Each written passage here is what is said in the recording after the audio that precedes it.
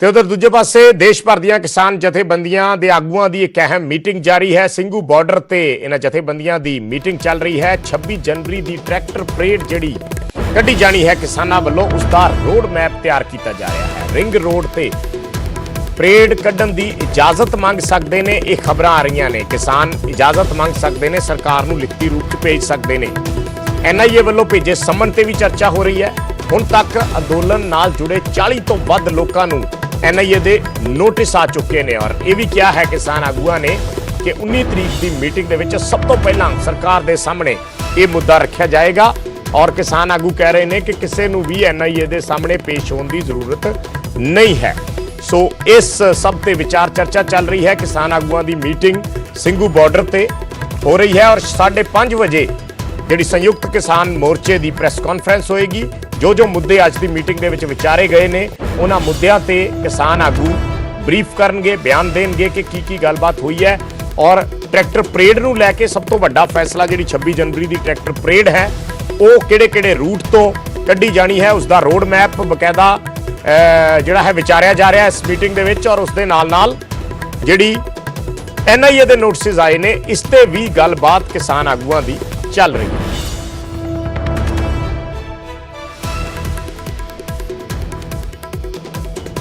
ਸੋ Singhu border ਤੇ ਦੇਸ਼ ਭਰ ਦੀਆਂ ਕਿਸਾਨ ਜਥੇਬੰਦੀਆਂ ਦੀ ਇੱਕ ਸਾਂਝੀ ਮੀਟਿੰਗ ਹੋ ਰਹੀ ਹੈ ਔਰ ਇਸ ਮੀਟਿੰਗ ਦੇ ਵਿੱਚ ਇਹ ਦੋ ਗੱਲਾਂ ਮੁੱਖ ਤੌਰ ਤੇ ਵਿਚਾਰੀਆਂ ਜਾ ਰਹੀਆਂ ਨੇ। ਦੋ ਗੱਲਾਂ ਤੇ ਇੱਕ ਰੋਡ ਮੈਪ ਤਿਆਰ ਕੀਤਾ ਜਾ ਰਿਹਾ ਹੈ। ਉਸ ਰੋਡ ਮੈਪ ਦੇ ਵਿੱਚ ਇਸ ਚੀਜ਼ ਤੇ ਫੋਕਸ ਰਹੇਗਾ ਕਿ ਕਿੱਥੋਂ ਦੀ ਟਰੈਕਟਰ ਰੈਲੀ ਜਿਹੜੀ ਹੈ 26 ਜਨਵਰੀ ਦੀ ਉਹ ਕੱਢੀ ਜਾਣੀ ਹੈ। ਰੋਹਿਤ ਬੰਸਲ ਸਾਡੇ ਸਹਿਯੋਗੀ ਜੁੜ ਰਹੇ ਨੇ।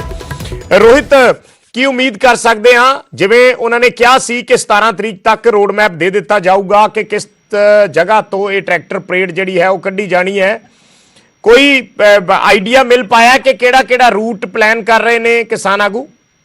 ਜੀ ਬਿਲਕੁਲ ਵਿਜੇ, ਜੇਕਰ ਰੂਟ ਪਲਾਨ ਦੀ ਗੱਲ ਕੀਤੀ ਜਾਵੇ ਤਾਂ ਕਿਹਾ ਜਾ ਰਿਹਾ ਕਿ 3 ਐਂਟਰੀ ਪੁਆਇੰਟ ਜੋ ਫਿਲਹਾਲ ਜੋ ਵਿਜੇ ਇਸ ਲਈ ਸੁਝਾਏ ਜਾ ਰਹੇ ਨੇ ਉਸ ਦੇ ਵਿੱਚ ਮੁੱਖ ਤੌਰ ਤੇ ਕਿਹਾ ਜਾ ਰਿਹਾ ਕਿ ਇੱਕ ਜਿਹੜਾ ਧੌਲਾ ਕੂਆਂ ਦਾ ਏਰੀਆ ਉਸ ਨੂੰ ਪਹਿਲੇ ਐਂਟਰੀ ਪੁਆਇੰਟ ਦੇ ਤੌਰ ਤੇ ਰੱਖਿਆ ਜਾ ਰਿਹਾ ਔਰ ਦੂਸਰਾ ਜਿਹੜਾ ਐਂਟਰੀ ਪੁਆਇੰਟ ਰੱਖਿਆ ਜਾ ਰਿਹਾ ਹੈਗਾ ਉਹ ਨਰੇਲਾ ਦਾ ਇੱਕ ਏਰੀਆ ਹੈਗਾ ਉਹ ਰੱਖਿਆ ਜਾ ਰਿਹਾ ਹੈਗਾ ਔਰ ਤੀਸਰਾ ਜਿਹੜਾ ਐਂਟਰੀ ਪੁਆਇੰਟ ਹੈ ਮਜਨੂ ਕਾ ਟਿੱਲਾ।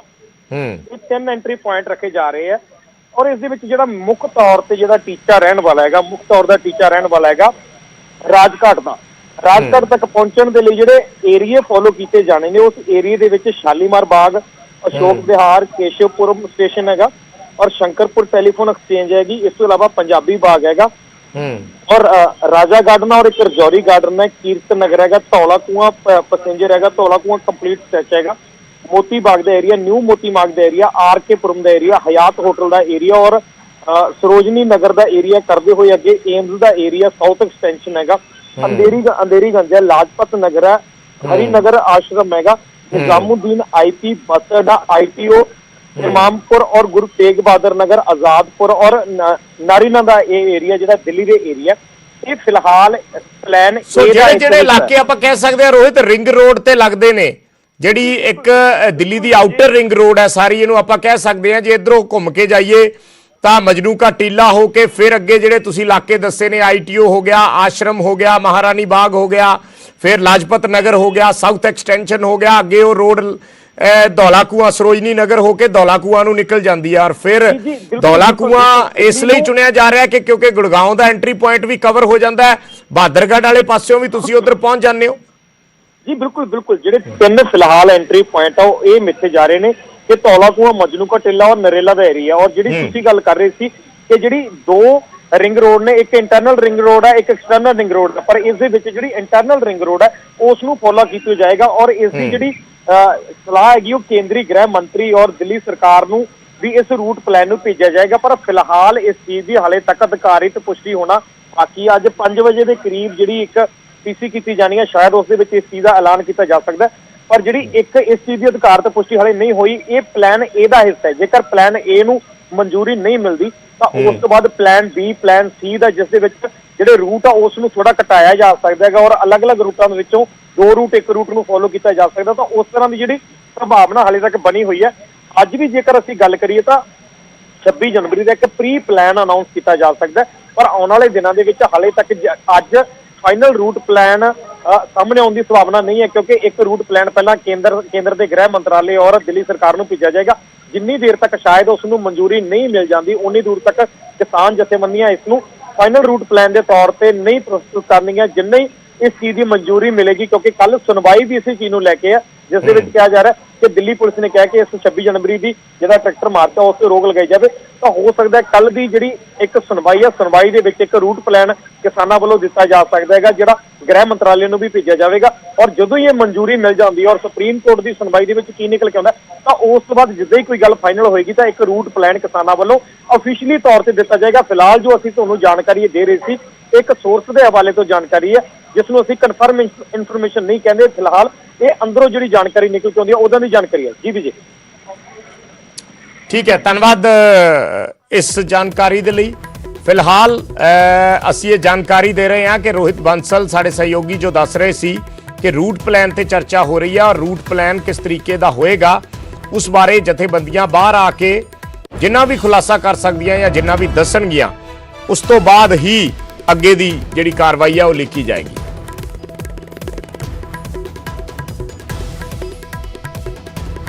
ਤੇ ਇੱਕ ਹੋਰ ਵੱਡੀ ਖਬਰ ਦਾ ਰੁਖ ਕਰ ਲੈਂਦੇ ਹਾਂ। ਵਿਰੋਧੀ ਪਾਰਟੀਆਂ ਦਾ ਗੁਰਨਾਮ ਸਿੰਘ ਚੜੂਨੀ ਦੇ ਨਾਲ ਮੰਥਨ ਚੱਲ ਰਿਹਾ ਹੈ, ਇੱਕ ਮੀਟਿੰਗ ਚੱਲ ਰਹੀ ਹੈ ਔਰ ਮੀਟਿੰਗ ਦੇ ਵਿੱਚ ਇਹ ਵੱਡਾ ਫੈਸਲਾ ਹੋਇਆ ਹੈ ਕਿ 22 ਤੇ 23 ਜਨਵਰੀ ਨੂੰ ਦਿੱਲੀ ਦੇ ਵਿੱਚ ਜਨ ਸੰਸਦ ਬੁਲਾਈ ਜਾਏਗੀ, ਜਨ ਸੰਸਦ ਹੋਏਗੀ। ਵਿਰੋਧੀ ਪਾਰਟੀਆਂ ਵੱਲੋਂ ਸਮਰਥਨ ਦਿੱਤਾ ਜਾਏਗਾ, ਇੱਕ ਜਨ ਸੰਸਦ ਬੁਲਾਈ ਜਾਏਗੀ। ਅੱਜ ਦੀ ਜਿਹੜੀ ਮੀਟਿੰਗ ਚੱਲ ਰਹੀ ਹੈ ਜਿਸ ਬਾਰੇ ਅਸੀਂ ਕੁਝ ਦੇਰ ਪਹਿਲਾਂ ਦੱਸ ਰਹੇ ਸੀ, ਗੁਰਨਾਮ ਸਿੰਘ ਚੜੂਨੀ ਉਸ ਬੈਠਕ ਦੇ ਵਿੱਚ ਸ਼ਾਮਿਲ ਨੇ ਔਰ ਉਸ ਬੈਠਕ ਦੇ ਵਿੱਚ ਇੱਕ ਵੱਡਾ ਫੈਸਲਾ ਹੋਇਆ ਹੈ ਜਨ ਸੰਸਦ ਬੁਲਾਉਣ ਦਾ। 22 ਤੇ 23 ਜਨਵਰੀ ਨੂੰ ਦਿੱਲੀ 'ਚ ਇਹ ਜਨ ਸੰਸਦ ਬੁਲਾਈ ਜਾਣੀ ਹੈ, ਯਾਨੀ ਵਿਰੋਧੀ ਪਾਰਟੀਆਂ ਇਕੱਠੀਆਂ ਹੋ ਕੇ ਕੇਂਦਰ ਸਰਕਾਰ ਤੇ ਇੱਕ ਦਬਾਅ ਬਣਾਉਣ ਦੀ ਕੋਸ਼ਿਸ਼ ਕਰਨਗੀਆਂ ਕਿ ਕਿਸਾਨਾਂ ਦੀਆਂ ਮੰਗਾਂ ਜਿਹੜੀਆਂ ਨੇ ਉਹ ਤੁਰੰਤ ਮੰਨੀਆਂ ਜਾਣ ਔਰ ਉਹਨਾਂ ਦਾ ਹੱਲ ਕੱਢਿਆ ਜਾਵੇ। ਪੰਕਜ ਕਬਾਈ ਮੇਰੇ ਸਹਿਯੋਗੀ ਜੁੜੇ ਨੇ।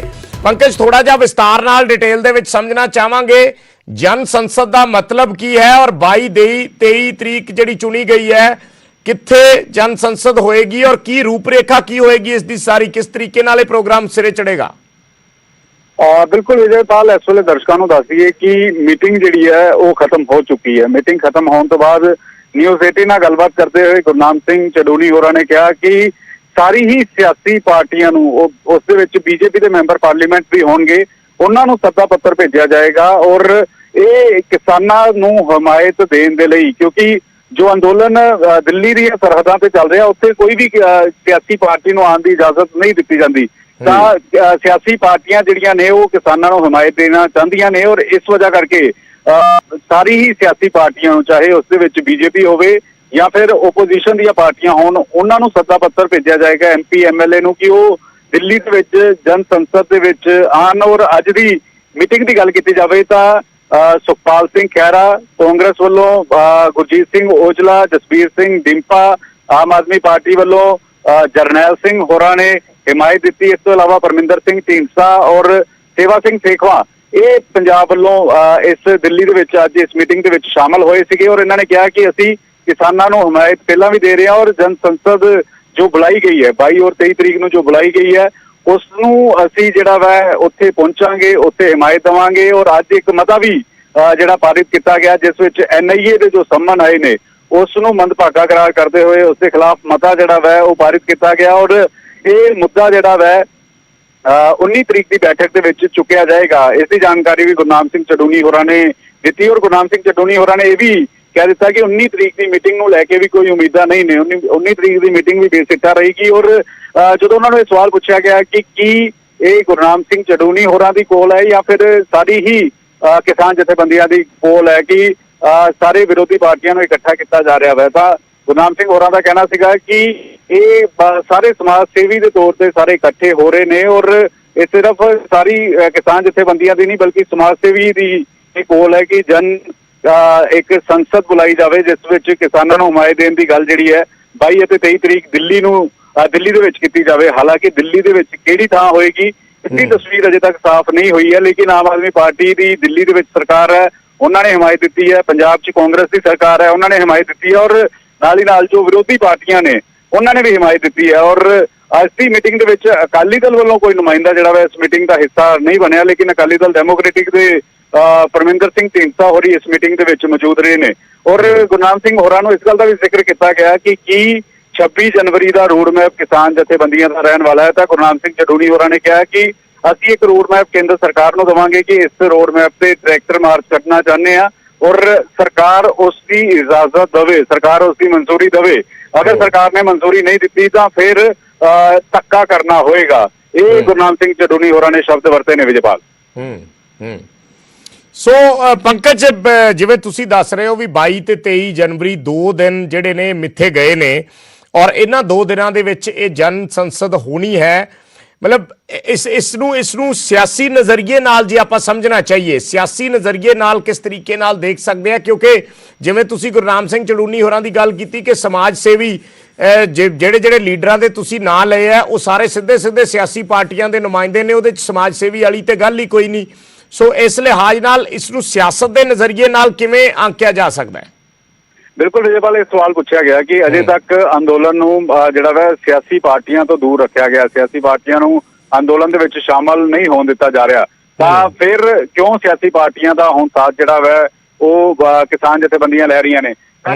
ਗੁਰਨਾਮ ਸਿੰਘ ਚੜੂਨੀ ਹੋਰਾਂ ਦਾ ਕਹਿਣਾ ਸੀਗਾ ਕਿ ਕਿਸਾਨ ਜਥੇਬੰਦੀਆਂ ਵੱਲੋਂ ਨਹੀਂ ਬਲਕਿ ਸਮਾਜ ਸੇਵਾ ਵੱਲੋਂ ਇਹ ਮੁੱਦਾ ਜਿਹੜਾ ਵਾ ਚੁੱਕਿਆ ਗਿਆ ਸੀਗਾ, ਔਰ ਵਿਰੋਧੀ ਪਾਰਟੀਆਂ ਜਿਹੜੀਆਂ ਨੇ ਉਹ ਹਮਾਇਤ ਦੇਣਾ ਚਾਹੁੰਦੀਆਂ ਨੇ। ਲੇਕਿਨ ਅਗਰ ਸਿੱਧੇ ਤੌਰ ਤੇ ਸਿੰਘੂ ਬਾਰਡਰ ਤੇ ਆਣਗੇ ਜਾਂ ਫਿਰ ਟਿਕਰੀ ਬਾਰਡਰ ਤੇ ਜਾਂ ਗਾਜ਼ੀਪੁਰ ਬਾਰਡਰ ਤੇ ਕਿਤੇ ਵੀ ਕਿਸਾਨਾਂ ਦੇ ਉਸ ਅੰਦੋਲਨ ਦੇ ਵਿੱਚ ਆਣਗੇ ਤਾਂ ਸਰਕਾਰ ਦੇ ਕੋਲ ਇੱਕ ਮੌਕਾ ਹੋਏਗਾ। ਸਰਕਾਰ ਕਹੇਗੀ ਕਿ ਇਹ ਅੰਦੋਲਨ ਕਾਂਗਰਸ ਜਾਂ ਬਾਕੀ ਵਿਰੋਧੀ ਪਾਰਟੀਆਂ ਚਲਾ ਰਹੀਆਂ ਨੇ। ਲੇਕਿਨ ਅਗਰ ਤੁਹਾਨੂੰ ਰੋਕਣਾ ਚਾਹੂੰਗਾ, ਸਾਡੇ ਨਾਲ ਗੁਰਨਾਮ ਸਿੰਘ ਚੜੂਨੀ ਜੁੜੇ ਨੇ ਫੋਨ ਲਾਈਨ ਤੇ। ਚੜੂਨੀ ਸਾਹਿਬ, ਬਹੁਤ-ਬਹੁਤ ਸਵਾਗਤ ਹੈ ਨਿਊਜ਼ 18 ਪੰਜਾਬ ਦੇ ਵਿੱਚ। ਥੋੜਾ ਜਿਹਾ ਸਪਸ਼ਟਤਾ ਚਾਹਾਂਗੇ, 22-23 ਦੀ ਜਨਵਰੀ ਨੂੰ ਜਨ ਸੰਸਦ ਬੁਲਾਉਣ ਦੀ ਜਿਹੜਾ ਐਲਾਨ ਕੀਤਾ ਗਿਆ ਜਾਂ ਫੈਸਲਾ ਲਿਆ ਗਿਆ, ਕੀ ਰੂਪਰੇਖਾ ਹੋਏਗੀ ਔਰ ਸੰਦਰਭ ਕੀ ਹੈ ਇਸ ਸਭ ਦਾ? ਥੋੜਾ ਜਿਹਾ ਸਮਝਣਾ ਚਾਹਾਂਗੇ ਵਿਸਤਾਰ ਨਾਲ। ਦੇਖੋ, ਇਹ ਜਿਹੜਾ ਪ੍ਰੋਗਰਾਮ ਹੈ ਇਹ ਇਸ ਵਾਸਤੇ ਹੈ ਕਿ ਜਿਹੜੀ ਰਾਜਨੀਤਿਕ ਪਾਰਟੀਆਂ ਹੈ ਦੇਸ਼ ਤੇ ਰਾਜ, ਉਹਨਾਂ ਰਾਜਨੀਤਿਕ ਪਾਰਟੀਆਂ ਨੇ ਹੀ ਕਰਨਾ ਹੈ, ਵੋਟ ਵੀ ਉਹਨਾਂ ਨੇ ਲੈਣੀ ਹੈ। ਜੇ 35 ਵੋਟ ਜਿੱਤਣ ਵਾਲੇ ਕੋਲ ਪਈ ਹੈ ਤੇ 65 ਵੋਟ ਹਾਰਨ ਵਾਲੇ ਕੋਲ ਪਈ ਹੈ।